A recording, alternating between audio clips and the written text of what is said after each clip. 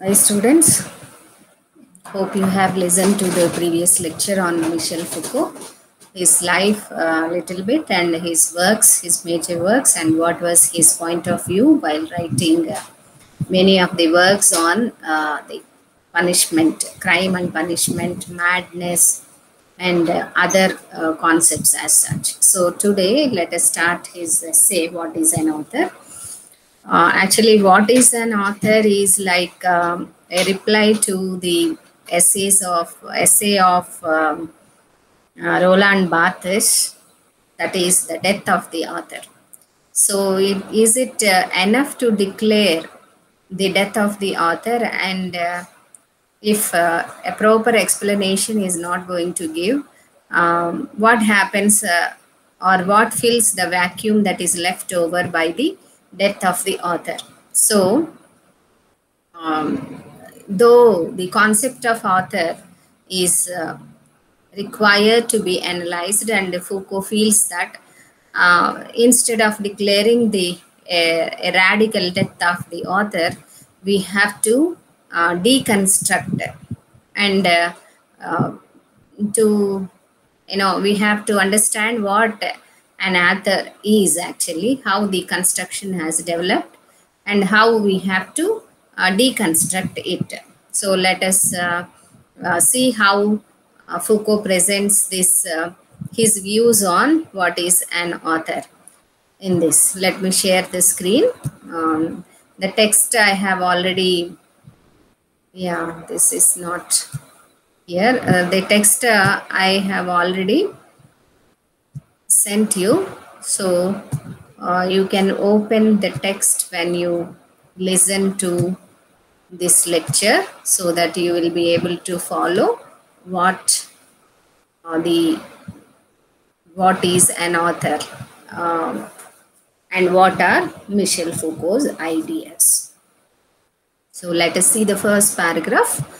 The coming into being of the notion of author constitutes the privileged moment of individualization in the history of ideas, knowledge, literature, philosophy, and the sciences. See, here it is very interesting to note that Foucault is referring to the author as a notion, in coming into being of the notion of author. The notion, it's an idea, it's only an idea. And how the idea of author is constituted in the society. And Foucault says that it is a privileged moment of individualization. So author, all of a sudden, at some moment in the history, has become very important. And it is a moment of individualization. And in the history of ideas, knowledge, literature, philosophy, and the sciences.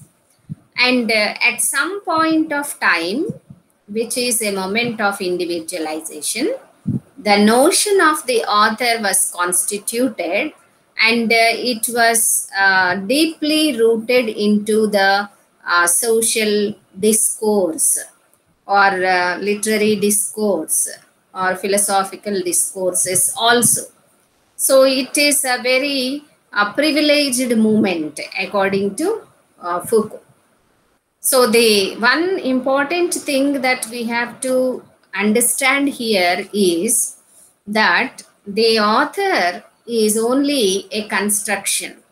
So it is constituted. It is an idea that is constituted. Let us not think that the author is like any other human being, a physical human being in the physical world existing, etc. But it differs. So the name as well as the man also makes some difference, and how that difference was gradually constructed.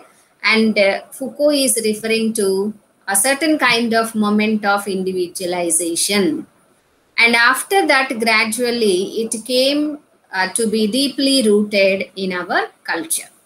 Even today, when we reconstruct the history of a concept, literary genre, or school of philosophy, such categories seem relatively weak, secondary, and superimposed scansions in comparison with the solid and fundamental unit of the author and the work.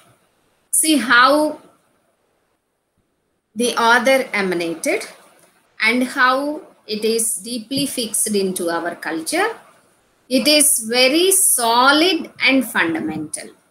So that is why Foucault is stating here that even today, if we want to reconstruct some concept, the history of a concept or a literary genre or philosophy, etc., in front of the concept of the author on and the work, author and the work, they all appear to be relatively weak, secondary, and superimposed scansions only.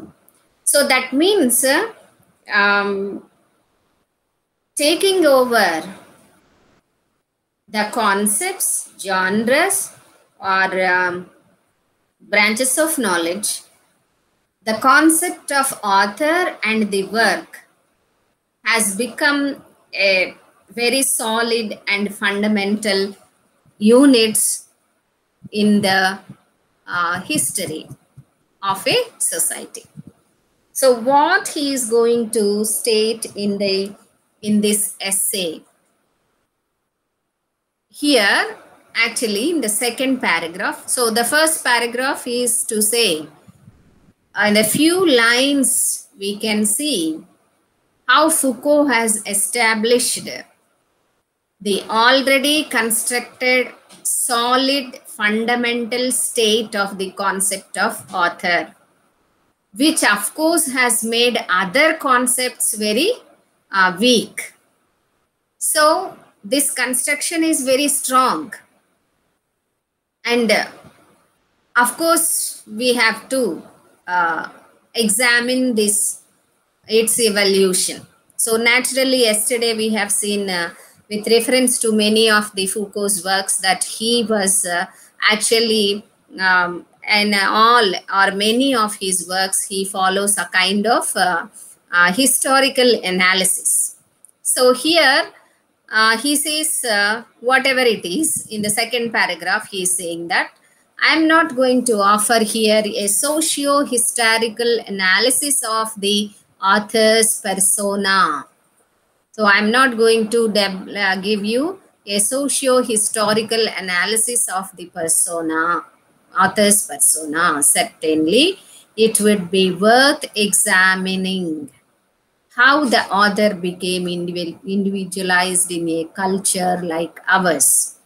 So he says that no doubt all the points that he refers to in the second paragraph are points of worth analysis, like how author became individualized, okay, what status he has been given, at what moment studies of authenticity and attribution began, in what kind of system of valorization the author was involved, at what point we began to recount the lives of others rather than of heroes, and how this fundamental category of the man and his work criticism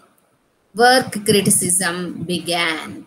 So he says that all these aspects, now whatever he mentioned above, how the author became individualized, how the authenticity and attribution began, and how he was valorized, and how we are now recounting the lives of the author rather than the heroes, and how this fundamental category of the man and his work criticism began. For the moment, however, I want to deal solely with the relationship between text and author.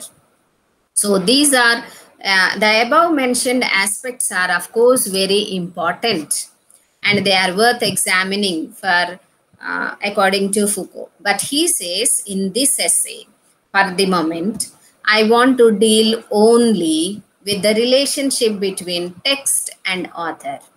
So how the text and author are related, and with the manner in which the text points to this figure that at least in appearance is outside it and antecedes it. So of course the author and the work whom we always attach. Foucault says that this figure, this means the author figure, is always outside the text, and of course he lives before the text, antecedes it. Okay, not preceding the text, antecedes it. And then he refers to, he says, to explain this actually, Beckett's quote. Okay, he has taken one important quote of Beckett, and then he is saying here, what does it matter who is speaking? So there is a kind of indifference to the angle of who is speaking. Of course, whoever it is, the speech is more important. It is not the person that is more important. Even if you can recollect previously when our grandmothers or grandfathers used to narrate stories, they never told us who wrote that. So, but the stories in orature, especially oral literature, especially stories keep circulating in the society, and no one is bothered about the writer. Okay, and of course, if you go to our own knowledge regarding the anonymous writings, say in the Old English time and Middle English time also, till the time of Chaucer. Okay, even during Chaucer and before him, we know that many texts are anonymous. So that itself shows that author is only a modern concept. So during the Middle English period also, we have a certain kind of, so many anonymous writings where the name of the author is not specified. So there itself we can understand the author is not a very ancient, figure. So here Beckett, of course, puts very convincingly. So what does it matter who is speaking? So there is a kind of indifference to the speaker. So speech is more important. It is not who is speaking. So Foucault says that in this indifference, so in Beckett's statement, we can notice a kind of indifference that appears, and Foucault takes that this is one of the fundamental ethical principles of contemporary writing, which is called as écriture. So this indifference that is there in this statement, what does it matter who is speaking, is there is a kind of indifference which Foucault feels that it's a kind of ethical principles of contemporary writing. So it is believed that contemporary writing is having some features. I say ethical because this indifference is not really a trait characterizing the manner in which one speaks and writes, but rather a kind of immanent rule taken up over and over again, never fully applied, not designating writing as something completed, but dominating it as a practice, since it is too familiar to require a lengthy analysis.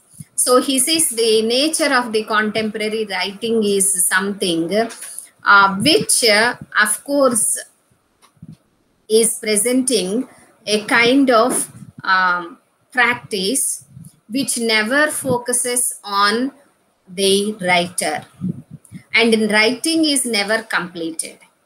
So this actually, he says, is the contemporary writing. Usually, if you go to the contemporary nature of the contemporary writing, literature, okay, literature is considered to be a form of writing which, of course,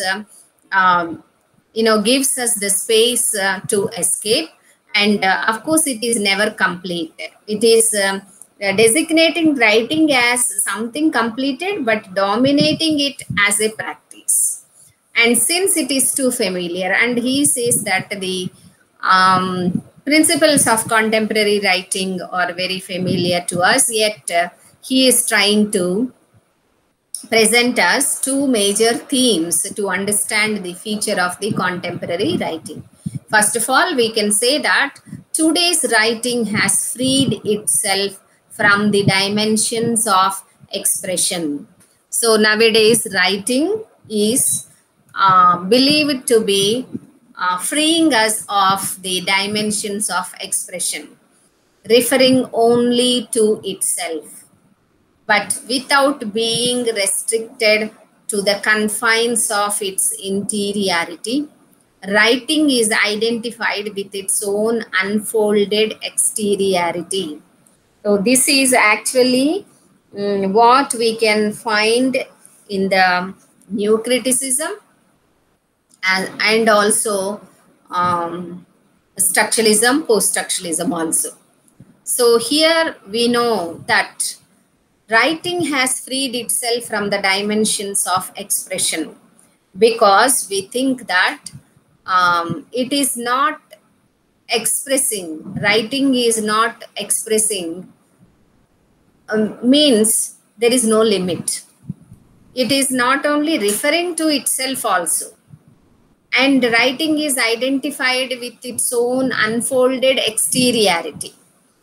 And this means that it is an interplay of signs arranged less according to its signified content than according to the very nature of the signifier. So we have seen how writing stopped the structuralist ideas. Here you can bring in the writing, because when you write or even speak, you know what the sign and the signified and the signifier play, and writing unfolds like a game. So Foucault says that writing keeps on unfolding itself like a game, which the French word he uses, that is you, that invariably goes beyond its own rules and transgresses its limits.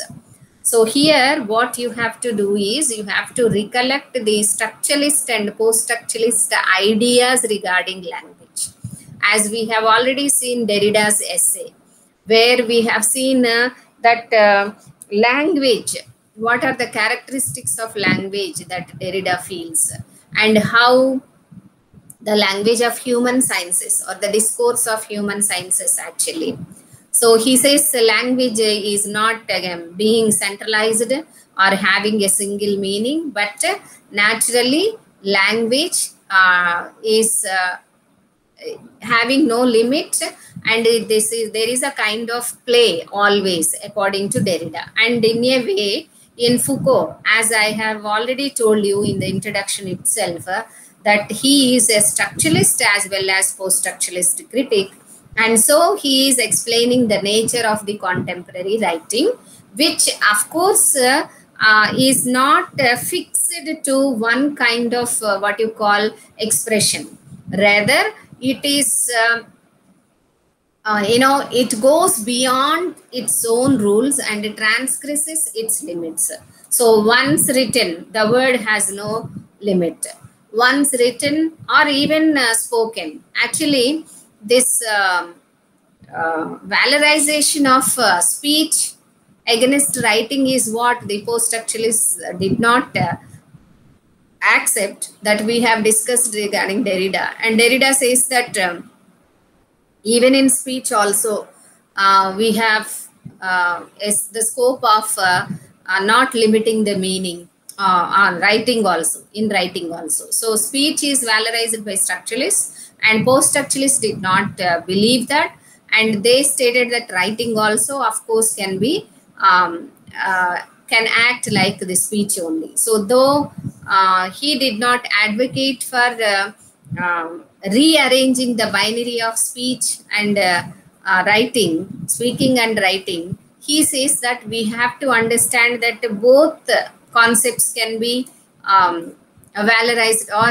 having equal importance. That is what post-structuralism is actually, to present the importance. So writing, the contemporary writing, of course, has acquired some features because the modern ways of looking at writing, okay, the sign, signifier, etc., has made writing like a game. And of course, a game where it goes beyond its own rules and transgresses its limits. So now, whatever we know of writing previously is of no use. We should not think that when one word is written, the meaning gets locked there. No, that won't happen. So written word or a spoken word, of course, will enter into a kind of elastic world. That is what we have seen in Bakhtin also.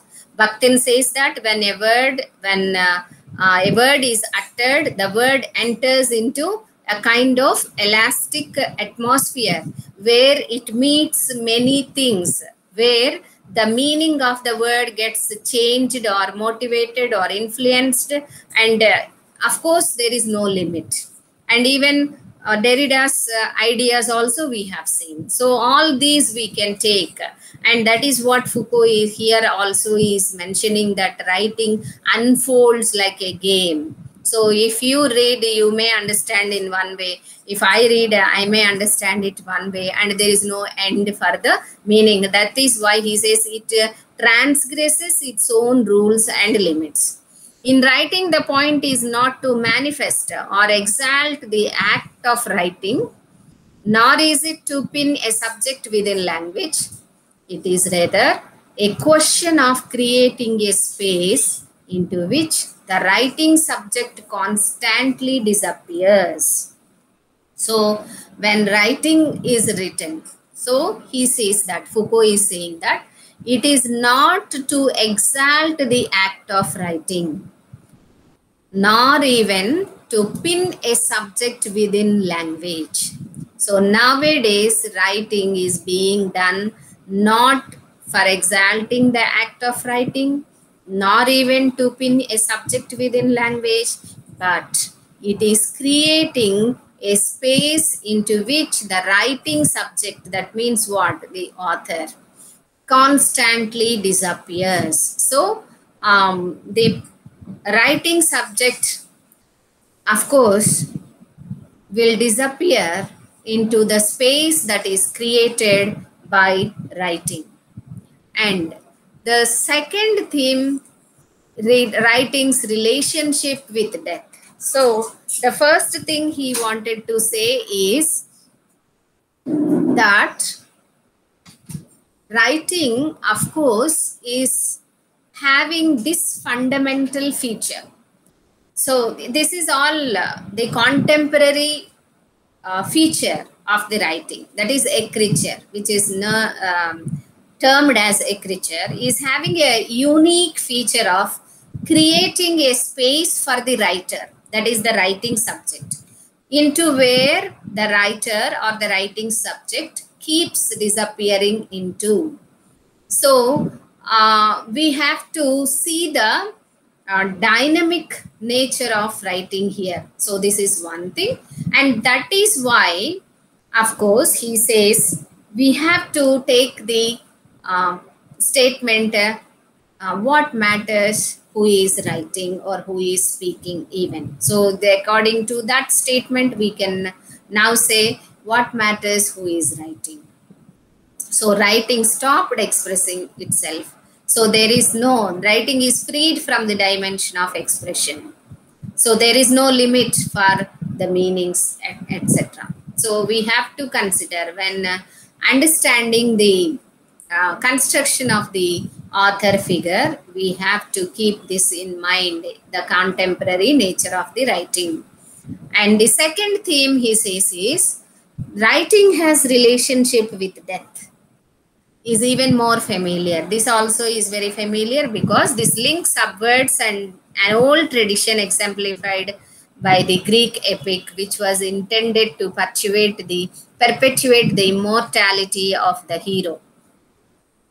If he was willing to die young, it was so that his life, consecrated and magnified by death, might pass into immortality. The narrative then redeemed this accepted death. So, in the great epics, of course, they are written to immortalize the hero. It is not the author, but the hero. So, if the hero is willing to die young, it was so that his life, consecrated and magnified by death, might pass into immortality. The narrative then redeemed this accepted death. So, through narrative only, the hero passes into the immortality. And this is there in the Greek epics. In another way, the motivation as well as the theme and the pretext of Arabian narratives, such as this 1001 Nights, was also alluding of death. One spoke, telling stories into the early morning in order to forestall death. So, on the one hand, in Greek culture, writing is considered as a tool for immortality, and which makes the hero immortal. And in the other culture, that is Arabian culture, writing is the tool to postpone death. That means, of course, continuing the life. In other words, immortality. To postpone the day of reckoning that would silence the narrator. So, of course, until the narrator is silenced, the death is, of course, postponed. And Shahrazade's narratives is an effort renewed each night to keep death outside the circle of light. So if you go to the Arabian narratives, the 1001 Nights, we can see that each night is to renew the circle of life and keep the death out of the circle of life. So our culture. So now our culture, according to Foucault, here we can take European culture. So he referred to Greek culture and Arab culture. And now he says that in Greek culture, writing is attached with the immortality. In Arab culture also, though it is in a different form, it is keep away the death, that means to perpetuate the life. So other cultures have this kind of practices. And now coming to our culture, that is European culture, he says that has metamorphosed this idea of narrative or writing as something designed to ward off death. So in the Europe, taking from the other cultures, the idea of narrative is, metamorphosed, means completely changed its form. That means narrative means writing. It is designed to ward off death. So to, defeat death, writing is considered as one of the ideas in the European culture. Writing has become linked to sacrifice. So writing means it is to sacrifice, even to the sacrifice of life. So it is the sacrifice of life also. It is now a voluntary effacement which does not need to be represented in books, since it is brought about in the writer's very existence. So a voluntary means the writer never wants to reflect himself in the work. So his life in this work. So he does not need to be represented, since it is brought about in the writer's very existence. The work which once had the duty of providing immortality now possesses the right to kill, to be its author's murderer, as in the case of Flaubert, Proust, and Kafka. So this is indirectly a reference to the essay The Death of the Author, whose Flaubert, Proust, and Kafka's classical works were, of course, analyzed, and therein the new idea of post-structuralism is that there is no need to what you call trace out the personality of the author in a text, because the text is detached from the author or writer. So that means it is his absence. In other sense, Foucault says it is his death only.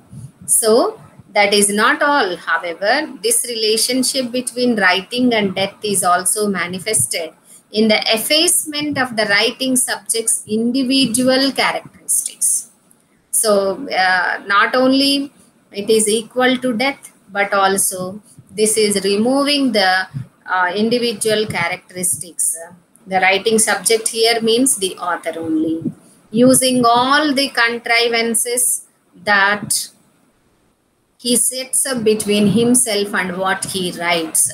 So we know, even when we read Bakhtin also, we have seen that the writer maintains a kind of detachment with his subject. So these are the narrative techniques that writers uses, and so all those theories are presenting the effacement of the writer only, the absence of the writer only, the detachment of the writer only. So the writing subject cancels out the signs of his particular individuality.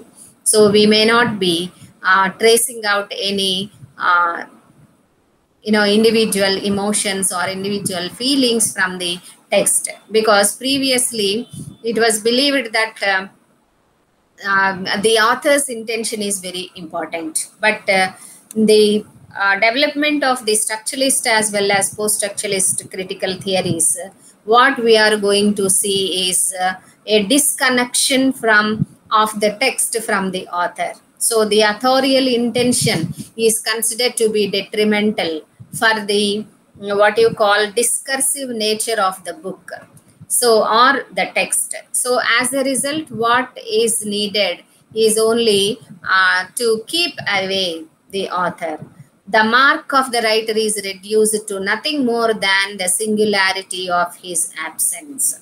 So an author becomes successful very much if he, of course, deliberately erases himself from the text. So that is his absence. So writer is reduced to nothing more than the singularity of his absence. He must assume the role of the dead man in the game of writing. So Foucault is here referring to all the discourses that were developed before him regarding the concept of the author. And that is why here especially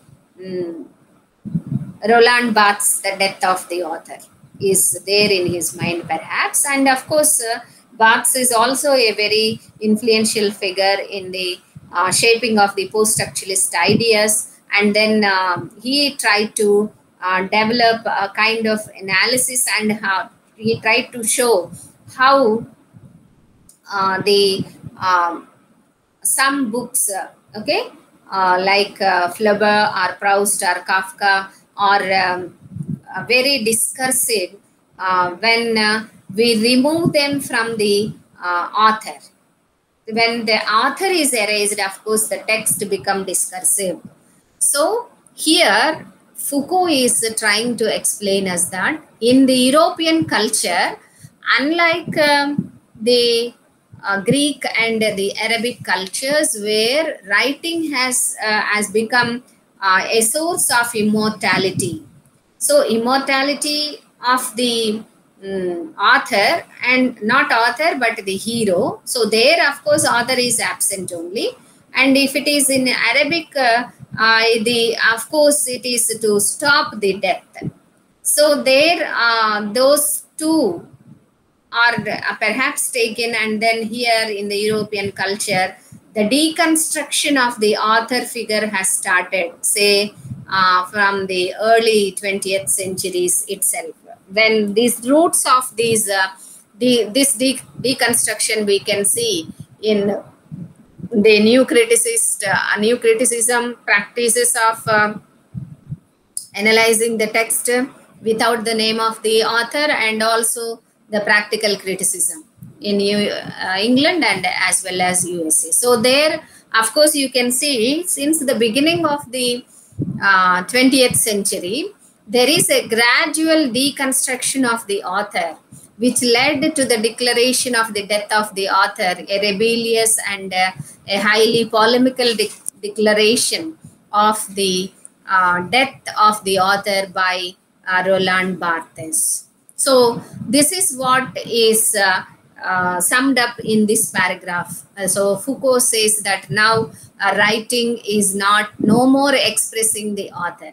So writing now has become like a game, okay, where of course it the author has to prove his absence.